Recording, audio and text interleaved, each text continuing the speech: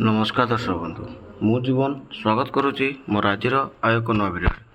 तो दर्शक बंधु आज आम भिडियो जानवा आपण जो रबी धान फसल आपने धान देवाई जाऊँगी तो जो जहाँकि आपर टोकन से आसी डिस्ट्रिक्ट वाइज तो कौ डिस्ट्रिक्ट केते टोकन आसी तो से विषय टोटाल डिटेल्स आपको जनवा कारण जेहेतु आम चाषी भाई मैंने आम चैनल सब्सक्राइब कर रखते तो से सब जहाँ भी किसी अपडेट आसची तो से सब जनवा निहाय दरकार। तो चलो तो जाना आज कौन रही क्यों जिले में केते अपडेट आसची एवं क्यों जिलापाई केते जिनस सब आप धान दे पाए केते टोकन आसची तो चलते से विषय पर फुल डिटेल्स जाना। तापर जदि आपने भिडियो नुआ अच्छा तो भिडियो को लाइक कर चैनल को सब्सक्राइब करने जमा ही भूलुनि।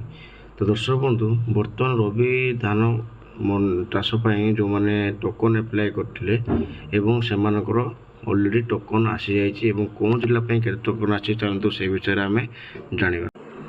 देखो तो आपंकर लिखाई रबी धान करने 3,92,000 रु अधिक टोकन दि जाइए। तारीख हूँ आप 22/5/2026 ठीक अच्छे। तो ये देखो आपंकर लिखाई कि बरगढ़ में आपंकर केते टोकन आसी 97,271 टोकन आसी बालेश्वर आसी 34,210 टोकन कटक आसी 3,267 टोकन आसी रायगढ़ आसी 1,969 टोकन नवरंगपुर आसी 725 टोकन संबलपुर आसी 25,282 टोकन कलाहांडी आसी 53,522 टोकन एवं भद्रक आसी 2,463 टोकन एवं पुरी आसी आपणकर 20,369 टोकन बलांगीर आसी 15,014 टोकन एवं नुआपड़ा डिस्ट्रिक्ट आसी 13,212 टोकन सुवर्णपुर डिस्ट्रिक्ट आसी 38,919 टोकन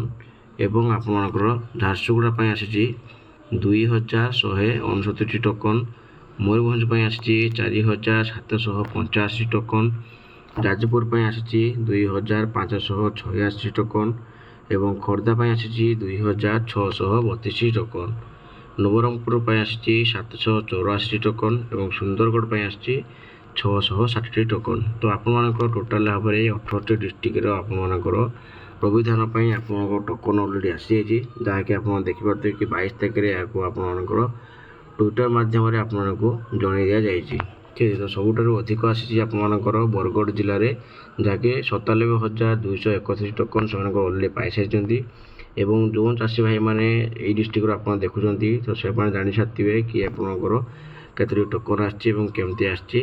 तो आशा करी कि आप बहुत बड़ा अपडेट पाइबे कि आप रबी धान आपंकर अलरेडी टोकन आसी जाइए ठीक अच्छे। तो यहाँ हूँ आप पूरा फुल डिस्ट्रिक्ट एवं जदि भी आपने टोकन पाई ना आपंकर टोल फ्री नंबर रही जहाँकि आपंकर 1967 रही तो 1967 आपने फोन करके टोकन नंबर जानीपर नचेत आप कंज्यूमर एडवाइस सेंटर रही से भी आपने फोन करके जानीपर ठीक अच्छे।